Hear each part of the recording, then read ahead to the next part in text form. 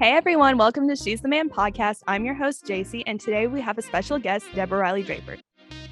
Deborah Riley Draper is a filmmaker, storyteller, and two-time NAACP Image Award nominee in Outstanding Literary Work, Biography, and Outstanding Documentary. Thank you so much for coming on the show, Ms. Deborah. Thank you so much. How are you this morning? I am so good. How are you?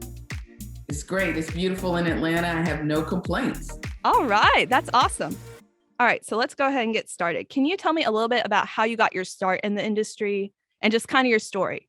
So what's really interesting about my story, I had a long career in advertising before moving to film. So the first piece of content I actually ever made was a commercial.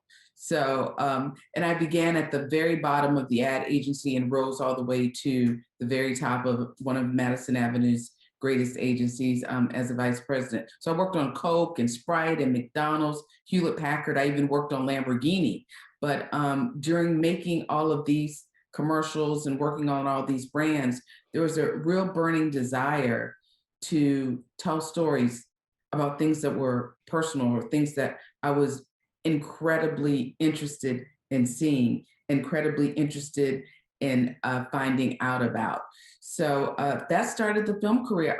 What truly happened was I was in my car headed to work. It was a normal day. I was listening to NPR, and all of a sudden, the reporter said, and the researcher said, African-American women are the ugliest women on the world. What? Yes, this was a Psychology Today cover story. And I heard this on the radio in my car and almost wrecked. And I was like, this is not gonna work. We need more voices telling stories. We have to democratize the mic. We have to ensure that the cameras are in all hands. And that was the day I decided I was gonna make a movie. And I didn't know what about it. I was like, I am going to be a part of a new generation of filmmakers telling stories about fully realized, fully dimensional Black people. So no clue what I was gonna do. About 3 days later on NPR, in my car, driving to work, Barbara Jackson said, and it was the most glorious day in the history of fashion, and African-American women changed fashion forever. And I was like, wait, what is she talking about? Because I just caught the tail end of it. So I Googled. She was talking about an infamous fashion show that took place November 28th, 1973 at Versailles in France.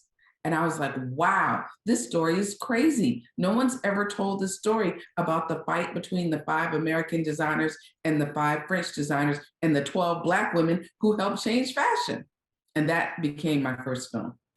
That is an amazing story. Wow, that's insane. First of all, that they would say that. First of all, wow, I'm like shocked by that. So you talked about your first film a little bit. I watched a couple of your documentaries. I really liked 20 Pearls specifically. I just watched that one. That one was so good. How do you end up choosing those topics for your documentaries? You know, it's so funny.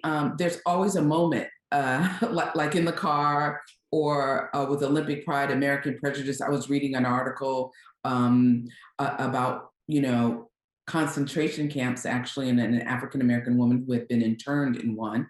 But 20 Pearls actually came to me. The sorority had seen some of my other work, and they thought, as a member of the sorority and a filmmaker, I might make the best writer and director to tell that story. And when that opportunity knocked on my door, I opened it and was like, come on in. I am honored to tell this story, and I'm honored to paint a picture of this incredible organization, but also create a visual love letter to the women that came before me and the women that will come after me, that's committed to ensuring that Black college women have a place, a safe space to be and belong. No, absolutely. Yeah, I watched it and I loved it. Thank you. Yeah, no problem. It was great. And I did watch the one about the Olympics too, and that one was really good too. But I guess just being in college, I was like, yeah, this one, because I have like friends who are AKs and stuff. I was like, yeah. So you connected immediately to the story. Yes, ma'am. Another question I have for you is, obviously film industry is a very male dominated industry. So just, being a woman, just kind of touch on your experience, like, just kind of being one of the only women in the industry. You know, I am so happy to be a part of Film Fatales. That is an organization for women around the globe who are directors. And being a part of that organization helped me really connect with other women, literally in Germany and America, all over the place, so we can share information, share opportunities, share, the good times, the bad times, the times that we need advice, the times that we really just need to circle our arms around someone with a like mind and an interest in stories and just be. That's been extremely helpful to me. On set, I have definitely had to, on time or two, tell someone, yeah, no, with the mansplaining, we're not doing that here, and remind everyone that this set, a set that I'm directing, is a set that's inclusive of all women, all people, regardless of race, creed, color, sexual orientation. Whoever you want to be, I welcome you. I just want you to be creative and amazing at your job. Period. Absolutely. I love that. That's awesome. All right. So we actually had some people submit questions for this podcast. Oh, And okay. yeah. And I'm a video arts major, so kind of film department. One that I saw and I immediately connected with was about experiencing imposter syndrome and feeling like you don't belong or anything. Have you ever had any experience with that before? No. Absolutely. And I'll tell you why. When I was first starting out and I was so excited with Versailles, and I said, I'm going to submit this to Cannes. And someone said to me, girl, you're not going to get into the Cannes Film Festival. That's for professionals. And in that moment, I was like, I am a professional. You are not going to dim my light, and I'm not going to allow you to dim my light. And so I submitted to the Cannes Film Festival. I did not get in, which was okay, because the woman I called and the woman said, you are able to show your film in the market. And I didn't even know what that was. So she said, the Marché du Film, even though you didn't become an official selection, you can still screen here. What? So on May 12th, 2012 at 5:30 p.m. in Palais J in France, in Cannes, I screened Versailles 73. So that person was wrong. I was able to screen my film, my very first film. So I don't have imposter syndrome. I have determination and perseverance. And that is what I recommend you're not going to get it right coming out of the gate. It's not going to be perfect, Mhm. but it will be yours and it will be a success because you will have completed it. And to be a filmmaker is to make a film. And in this case, I made a film. It screened at Cannes. It then was picked up by Viacom, and it aired on the Logo channel immediately following RuPaul's Drag Race. So what if I had listened? Yeah, I guess To that that's person. that's a good point. Yeah, I love your confidence in yourself and your work, and I think that very much exudes from all of your work and just even just talking with you now, and I really appreciate that. Well, we can't let someone else play in our heads. We have to own this space ourselves. Absolutely. No, I love that. All right. Do you have a specific story about why you chose, film? I know you said you got your start in advertising. Was there something that pushed you to get your start there, or talk a little bit about that? You know what? I don't know why, but I gravitated to shows in advertising. I watched all the reruns of Bewitched. You Mhm. know, on Martin, Gina was in advertising on the sitcom Martin. Like Yeah. even on the reruns of Good Times, JJ for 2 episodes had a job in advertising. This idea of commercials and making commercials. I looked at them as little stories, and I knew I wanted to be in the business of storytelling. I knew I wanted to create. I knew I wanted to write. And in college, being exposed to advertising as an academic pursuit was helpful. Yeah. No, absolutely. I love that. All right. Let's see. Hmm. Um, is there one moment that you can describe as your most challenging moment or the biggest challenge that you've had to overcome in your time in the industry? I would say the biggest challenge is always the first minute when you decide you're going to make a film and you have to create your business plan for that film, and you have to understand, what you're going to do in terms of marketing, what your finance needs are.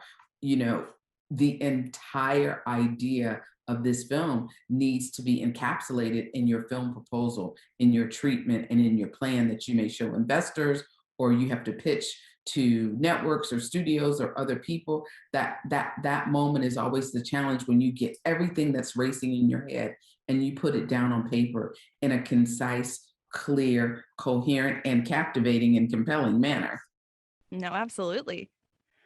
Do you have any like specific visions or goals when it comes to like making your documentaries or making your films? Like, are there any that come to mind? I always want to make something that would have made my mother proud. She passed away, so whatever I do, I want it to be through the lens that my mom would have loved this, Oh, and that I love this, and it's something I'm proud to show, and I'm proud to sit in an audience with people I don't know or know and watch it, and feel elated and thrilled and honored that my name comes in the credits. I love that. And I want to touch base a little bit on, we talked about being a woman in the industry, but specifically being a woman of color. Has that made your experience a lot different from just being like, I mean, like me, like a white woman in the industry? Like, how's that made you different? Well, I think women of all colors suffer from the same challenges of lack of access in some ways, and I think being a woman of color, that's like two different points of Mhm. lack of access and lack of equity. However, it also creates an opportunity to push past those barriers and fight for it. The fight is harder, the fight, the weight of carrying, being a person of color and a woman, can sometimes be heavier. But when you carry that weight and you get to the other side, you realize you can do anything you put your mind to. And then it's also a proof point for, we have to ensure that the struggle and the fight is not so hard for the people who come behind you. Yeah, absolutely. I love that. All right. Well, I was about to go ahead and start wrapping up. Is there anything that you would like to tell our listeners right now? Oh, absolutely. They can check me out at coffeebluffpictures.com. Awesome. Follow me at Versailles 73. That's obviously the name of my very first film, Uh-huh. Versailles 73. Watch the films that I've made. Share them with your friends and your families and your students. It's really important that we elevate and amplify the content of people of color and women. As a country, the more we learn about each other, the better we'll be, because then we won't seem strange to one another, or we won't other one another. We'll recognize that we're all a part of this globe, and we share universal truths of being human. So check out the films, follow me, and if you're a filmmaker, go make something. Absolutely. I can vouch and say that those films are amazing. I'm a huge fan. I'm obsessed. I binge watched a bunch last week and they were so good. But yeah, thank you so much for coming on, and thank you guys for watching. Thank you.